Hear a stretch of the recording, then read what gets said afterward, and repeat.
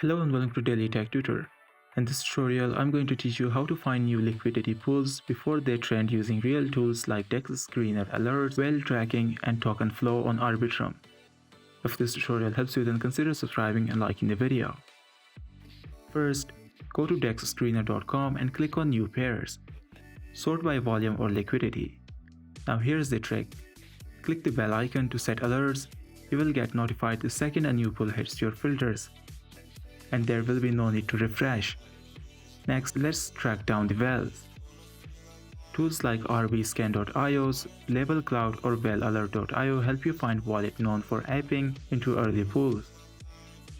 Once you find a smart wallet, track your transaction on Arbitrum to see what it is buying. This spot is underrated. On rbscan.io, paste the token contract you're curious about and go to internal transactions or token transfers. Watch how tokens are moving. Are they going to a bunch of wallets or just 2 or 3? If it's concentrated, be cautious. If it's spreading and growing fast, you might be early. This was for today's tutorial. If this video helped you, then consider subscribing and liking the video.